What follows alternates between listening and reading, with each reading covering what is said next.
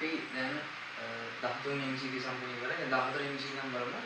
14 MCQ දී අපිට දීලා තියෙන්නේ කියන්නේ ආයනික සමතුලිතතාවය. pH ඇසුරෙන් තමයි අපිට MCQ දීලා තියෙන්නේ. pH ප්‍රස්තාවයක් තමයි අපිට දීලා තියෙන්නේ. අපි ටිකක් බලමු මොකද්ද කියන්නේ කියලා. දීගත උෂ්ණත්වයේදී ඒක ප්‍රෝටික භාෂ්මයක්. ඔය වචන ටික මම සම්පූර්ණ පැහැදිලි කරලා දෙන්න ඉස්සෙල්ලා අහගෙන ඉන්න.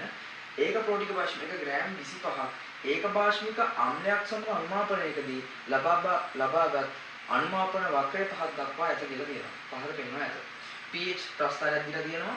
අපෙන් අහන්නේ මේ pH ප්‍රස්තාරයේ මොකක්ද අනුමාපනය කරලා තියෙන අන්තලක්ෂය මොකක්ද? අන්තලක්ෂයේදී pH කොහොමද?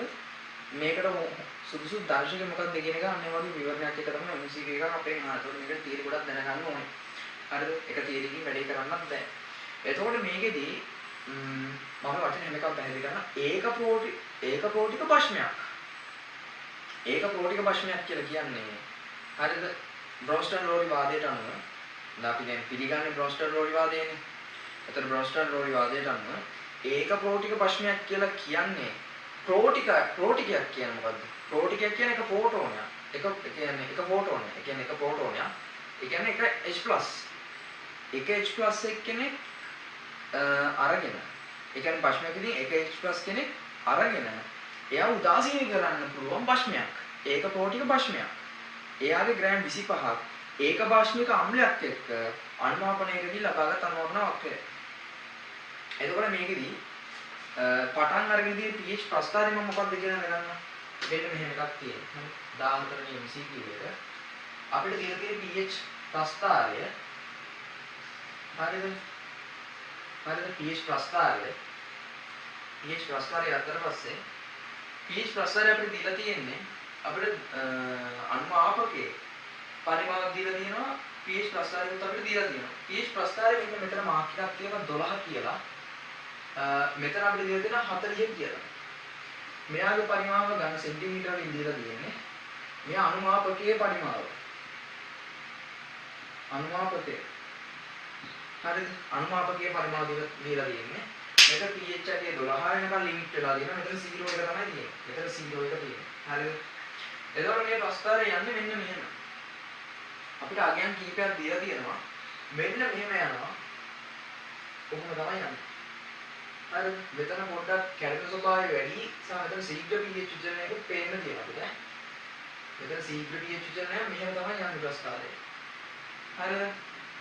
ප්‍රස්තාරය මොනවා? එතකොට ඔතනදී මෙන්න මේ වගේ තැන් අපිට දෙකක් අපිට කඩේරලි මාක් කරලා දීලා තියෙනවා. මෙන්න 25 කෙලින් මාක් කරලා තියෙනවා. හරිද? හොඳට බලන්න ප්‍රස්තාරය මෙන්න මේ ටිකක් බෑවුම අඩු වෙන්න ඕනේ. මම ටිකක් ආයෙත් වැඩි කරන්න. මෙන්න මෙහෙම වන්නේ. හරියට ප්‍රස්තාරය අදින්න ඕනේ. ඔන්න ඔහොම තමයි යන්නේ. හරිද? ඔහොම ප්‍රස්තාරයක් තමයි අපිට දෙන්නේ. pH කියන්නේ හරිය ලේසි මාතෘකාවක් ඈ. ගොඩක් කට්ටිය මේක වරද්ද ගන්නවා. හැබැයි මේක තමයි ලේසිම මේ MCQ කොටස. මෙන්න 25 කෙලින් මෙන්න මෙයා කඩිරක් ගහලා තියෙනවා. මෙයා 25. හරිද? ඔය 25 කෙලින් බලන්න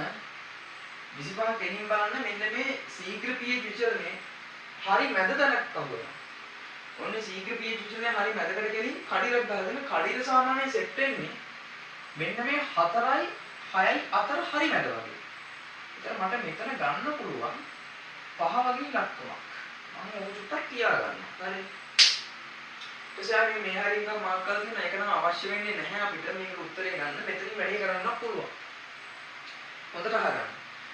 ඉස්සෙල්ලා අනුමාපනයක් කරන්න අපිට ඕනේ කරනවා විද්‍යාගාර උපකරණ දෙකක්.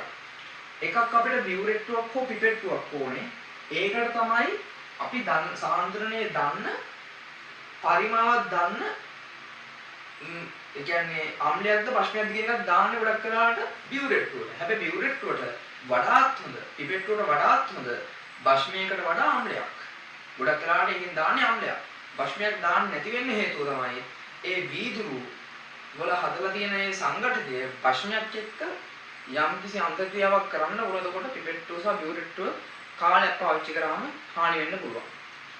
හරිද? ඒ විදුරු කාදනයක් වගේ භස්මයක් පිටින් කරනවා. ඒ නිසා භස්මයක් ගොඩක් වෙලාවට පාවිච්චි කරනකොට ගොඩක් වෙලාවට බියුරෙට්ටුව සහ පිපෙට්ටුවකට දාන්නේ සාන්ද්‍රණය දන්න.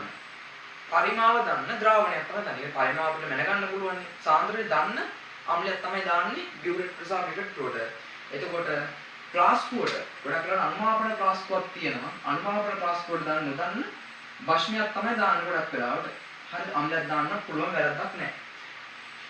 හරිද? එතකොට මෙතනදී මෙන්න මේ දැනගන්න ඕනේ. පටන් ගන්නකොට අනුමාපකයේ දාලා නැහැ. ඒ කියන්නේ දියුරෙට්ටුවෙන් හෝ පිපෙට්ටුවෙන් මේකට ද්‍රාවණය අනුමාපනය කරන්න ඕන කරන මේ අම්ලයක් හෝ භෂ්මයක් කියන එකක් දාලා නැහැ. ඒක දාන්න නැතුව ආරම්භයේදී තියෙන නොදන්න ද්‍රාවණය සාන්ද්‍රණයේ pH සුරින් අපිට කියන්න පුළුවන්. මේ pH එක හොඳට බලන්න 4ට වඩා වැඩි. pH එක 4ට වඩා වැඩි කියන්නේ අනිවාර්යයෙන් මෙයා මොකක් වෙන්න ඕනේ? භෂ්මයක් වෙන්න ඕනේ. ඒ pH එක 12ට ගොඩාක් කිට්ටුයි. එහෙනම් මෙයා ප්‍රබල භෂ්මයක් වෙන්න ඕනේ. ඒ කියන්නේ ආරම්භයේදී මෙයාට තිබිලා තියෙන ප්‍රබල භෂ්මයක්. හරිද? ඔන්න මම මේක දැන් කඩා ගන්නවා. ප්‍රබල භෂ්මයක් තියෙන්නේ.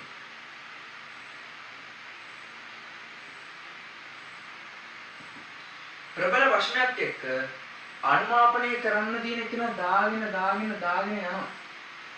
ගියාට පස්සේ බලන්න මේ pH එක ඉවර වෙන්නේ අනුමාපකයෙන් ග්‍රෑම් 7 ඒ කියන්නේ ඝන සෙන්ටිමීටර 40ක් දැම්මට පස්සේ මෙයාගේ pH එක කොහමද? කොයි වගේ ලෙවල් එකකට යනවද? සාමාන්‍යයෙන් මෙයාගේ එකකට වගේ යනවා. එකකට යනවා කියන්නේ දැන් මෙයා මොන වගේ එකක්ද? ප්‍රබල අම්ලයක්. ඒ කියන්නේ අනුමාපකයට ගන්න ඕනේ දුබල අම්ලයක්ද? නෑ. ප්‍රබල අම්ලයක් ගන්නවා. ඒ කියන්නේ මෙයාට දාන එක්කෙනා. මෙයාට දාන මෙන්න මෙයාගේ අයිටම් එකක් නෙදීන්නේ. මෙයාට දාන්න ඕනේ ප්‍රබල අම්ලයක්. තියෙන්නේ ප්‍රබල භෂ්මයක්. ප්‍රබල භෂ්මයක් එක ප්‍රබල අම්ලයක් තියෙනවා.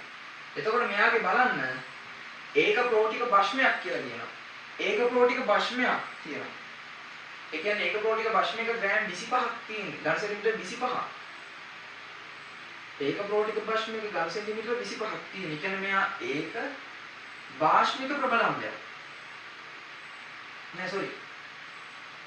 ඒක ආම්ලික ප්‍රබල භෂ්මයක්. හරි. ඒක ආම්ලික. එයාගේ ඝන සෙන්ටිමීටර 25කට තමයි මෙන්න මෙයා දාන්නේ.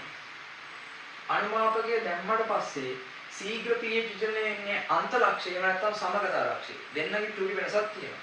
සමගතා ලක්ෂයේදී ඝන සෙන්ටිමීටර 25ක් සෙට් වෙන්නත් මෙයාගේ ඒක ආම්ලික ප්‍රබල භෂ්මයකට ගැලපෙන්නම ඒක භාෂ්මික ප්‍රබල අම්ලයක් වෙන්න ඕනේ. ඒක භාෂ්මික. මෙයා ඒක භාෂ්මිකයි. ඒක පැහැදිලි නේද? ඇයි මේ ඝන සෙන්ටිමීටර 25කට මේ ඝන සෙන්ටිමීටර 25ක් සෙට් වෙලා තියෙනවා මේ අනුමාපකයට ගන්න ඒක භාෂ්මික ප්‍රබල අම්ලයක්. හරි? මම මේක කඩා ගන්න මේ යන්නේ. මේක ලියා ගන්නේ කොහොමයි? එතකොට මෙයාගේ සමගතා ලක්ෂයේ pH අගය කීයද? 5යි. අනුමාපනය කරන්නේ කොහොමද? මෙන්න මෙහෙම. දැන් මම ප්‍රස්තාරයෙන් ගණනය කරා. ඔන්න. හරි. තව එකක් තියෙනවා. මේකට සුදුසු pH දර්ශකය මොකක්ද කියලා අපෙන් අහනවා. උත්තර බලලා මට කියන්න පුළුවන්. උත්තර බලන්න නැතුව මම මෙහෙම කියන්නම්. හරිද? සාමාන්‍ය භෂ්මයකදී ප්‍රචාර දක්වන්නේ දශක කීපයක් තියෙනවා. ප්‍රධාන වශයෙන් අපිට භෂ්මයකදී ඒ කියන්නේ මෙන්න මේ වගේ කලාපයක් භෂ්මයක් කියලා කියන්න පුළුවන්. ඇයි pH එකේ 5ට වඩා වැඩි? ඒ කියන්නේ pH එකේ සමගතාවක්ෂය කියන්නේ 7නේ. 7දී pH එකේ 7 කියන්නේ උදාසීන ද්‍රාවණය. 4ට වඩා වැඩි කියන්නේ භාෂ්මිකයි. 4ට වඩා අඩුයි කියන්නේ ආම්ලිකයි. 4ට වඩා වැඩි නම් මේ හරිය තියෙන්නේ භාෂ්මික කලාපයක්. මේ හරිය තියෙන්නේ ආම්ලික කලාපයක්. මේ හරිය උදාසීන කලාපයක්. ස්වයංක්ෂ කලාපය කියලා කියන්න පුළුවන්. හරිද? එතකොට මෙතනදී මෙතනින් නම් තමයි ප්‍රස්තාරය යන්නේ. එතකොට මට මෙන්න මේ වගේ තැනක් හොයාගන්න නම් භාෂ්මික ද්‍රාවණයක ඉඳන් ආම්ලික ද්‍රාවණයකට මෙතන හුවමාරු වෙන කලාපයක් තමයි මේ තියෙන්නේ. හුවමාරු වෙනවා නම් භාෂ්මික ඉඳන් ආම්ලයකට හුවමාරු වෙන කලාපයක් තමයි මේ තියෙන්නේ. එතනදී වර්ණයක් පෙන්වන්න ඕනේ. එතනදී වර්ණයක් පෙන්වන්න නම් භාෂ්මික ඉඳන් ආම්ලයකට යනකොට නම් වර්ණයක් පෙන්වන්න ඕනේ. මේකට හොඳ මොකද්ද? භාෂ්මයකදී වර්ණයක් පෙන්වන්නේ නැති වෙන්න ඕන ගොඩක් වෙලාවට. අම්ලයකදී වර්ණයක් පෙන්වන්න ඕන. එහෙම නැත්තම් භාෂ්මයකදී වර්ණයක් පෙන්වලා අම්ලයකදී පාට මාරු වෙන්නත් ඕන. ওই දෙක එකක් වෙනවා නම් වැඩේ කොට. හරිද? කොහොමද උඩ ගාගන්නේ? සාමාන්‍ය අපිට උත්තරයක් දීලා තියෙනවා. සාමාන්‍ය මේකට ගොඩක් වෙලාවට ආම්ලික මාධ්‍යයේදී වර්ණ පෙන්වන්නේ කට්ටිය මෙන්න මේ කට්ටිය. ආම්ලික මාධ්‍යයේදී මෙතිල් ඔරෙන්ජ් පල්ලෙහාට යනකොට මෙතිල් රෙඩ් අහු වෙනවා. හරිද? බ්‍රෝමෝතයිනෝල් බ්ලූ කියන එක කියලා තව උඩ තමයි pH එකේ පෙන්වන්නේ. ඒ කියන්නේ මෙයාලා ගොඩක් කරලා pH එක ගොඩක් අඩු වෙනකොට මෙන්න මේ මෙතිල් රෙඩ් කට්ටිය වගේ කලර්ස් පෙන්නනවා. මේකට බ්‍රෝමෝතයිනෝල් බ්ලූ. බ්‍රෝමෝතයිනෝල් බ්ලූ කියන්නේ මම BH වගේ දාගන්නවා. එතකොට ෆිනොප්තලින් නම් මෙන්න මේ වගේ කලර් මේ වද තැනක තියෙන phenolphthalein. Bromothymol blue, methyl orange, methyl red. ඔය කට්ටිය තමයි තියෙන්නේ. එතකොට ෆිනොප්තලින් භාෂ්මික මාධ්‍යය තමයි වර්ණ පෙන්වන්නේ. එතකොට මෙයා කට්ටිය තමයි ගොඩක් වෙලාවට සුසු වෙන්නේ. හරි තව ඉන්නවද අපොට බලමු. මෙතිල් ඔරෙන්ජ්, මෙතිල් රෙඩ් ෆිනොප්තලින් කියනවා. සාමාන්‍ය ගොඩක් වෙලාවට ෆිනොප්තලින් නම් වැඩේට හරියන්නේ නැහැ.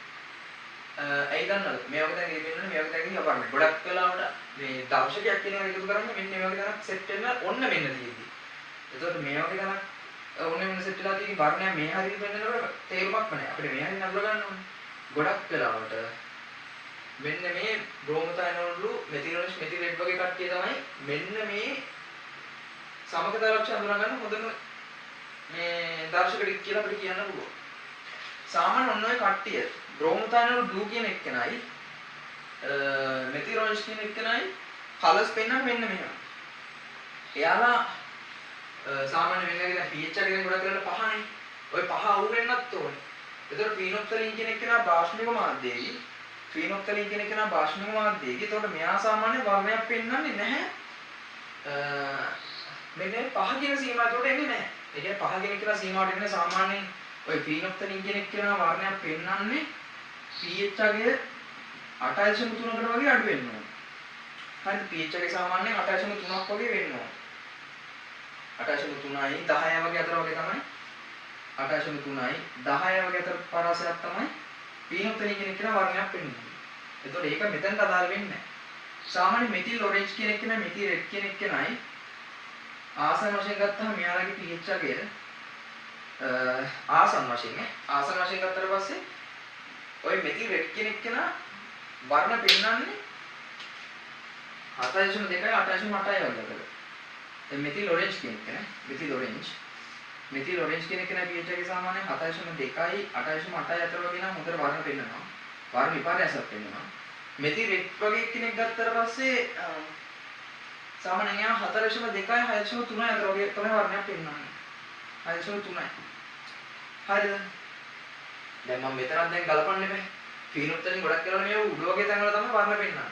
මෙතිල් ඔරෙන්ජ්, මෙතිල් රෙඩ් වගේ කියන එක නා පල්ලෙහාට. මොකද බ්‍රෝමෝතයිනෝල් බ්ලූ කියන එක නා ගොඩක් වෙලාවට බ්‍රෝමෝතයිනෝල් බ්ලූ කියන එක නා සාමාන්‍ය ගොඩක් වෙලාවට බ්‍රෝමෝතයිනෝල් බ්ලූ කියන එක නා ගොඩක් වෙලාවට pH අගය අපිට පෙන්වන්නේ 6.4යි වගේනේ.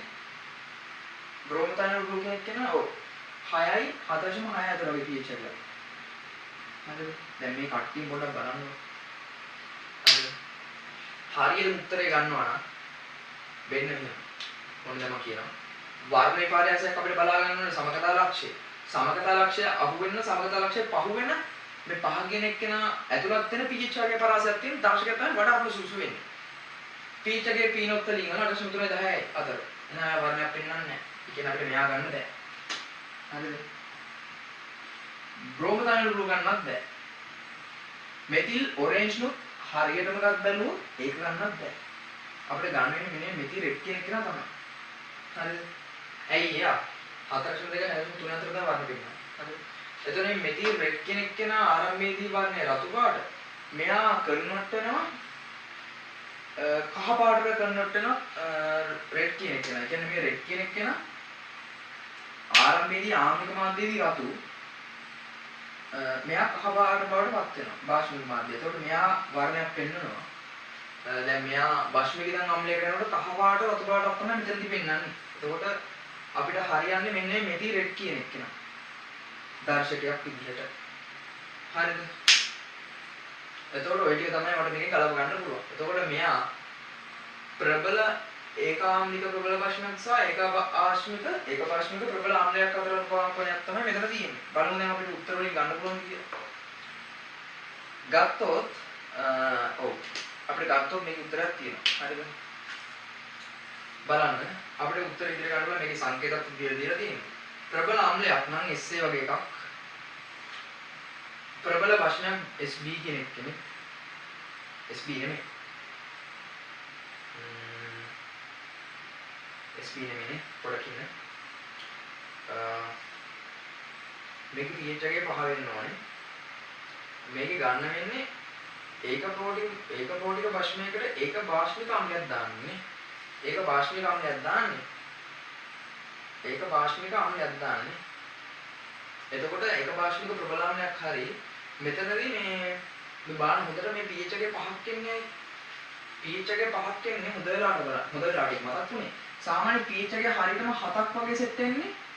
දැන් අපි දන්නවනේ මෙයා මොකක් කියලාද?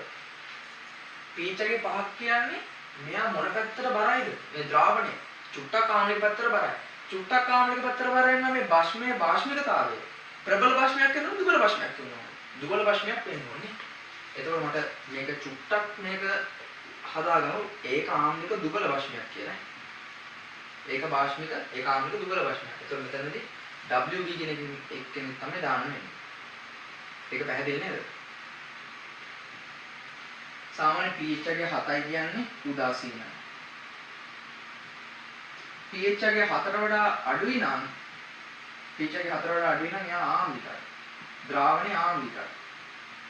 pH එකේ 4ට වඩා වැඩි නම් එයා භාෂ්මිකයි. හරි මේ ලවණයක්නේ. දැන් මේ ලවණයක් හැදෙන්නේ. සමගතාවක්ෂයේදී ලවණයක් හැදෙන්නේ. ඔන්න ඔය ලවණය ආම්ලික ලවණයක්. ඒ pH එකේ 5ක් වගේ තමයි සෙට් වෙන්නේ. සමගතාවක්ෂයේදී pH එකේ. ඒතර ඔය වගේ දැනගෙන ගන්නකොට මේ ද්‍රාවණ දෙක මොන වගේද ආම්ලිකතාවය කොයි වගේද ඇසිරෙන්නේ භාෂ්මිකතාවය කොහොමද තියෙන්නේ සමසන්දනාත්මකව බලන්න. හරිද? ඒක සාමාන්‍යයෙන් ඔය Ka Kb වගේ අගින් එක තමයි අපි ඒක ගන්නෙ. එච්චරටම යන්න බෑනේ. සාමාන්‍යයෙන් මොකද තමයි ගන්න වෙන්නේ. ඒතර මේකේ උත්තරයක් විදිහට අපිට ගන්න වෙන්නේ. උත්තරේ අංක 5ක්. හරිද? පැහැදිලිද? උත්තරේ අංක 5ක්. 14 වෙනි ප්‍රශ්නෙට විවරණයක් මම විතර මේක ප්‍රමාණවත් කියලා. හරි. එනවා ටික සංසන්දනාත්මකව ගන්න. ගොඩක් මේක හරියටම හරියන දර්ශකයේ මෙතිල් රෙඩ් දර්ශකයේ මෙතිල් ඔරෙන්ජ් ගන්නත් බෑ ඇත්තටම. හදාත්තත් එක ගත්තාට පස්සේ. හරිද? මේකේ උත්තරේ අංක 5ක්. හරි මේක නෝට් ඩවුන් කරගන්න අපි යන් ඊළඟ ප්‍රශ්නෙට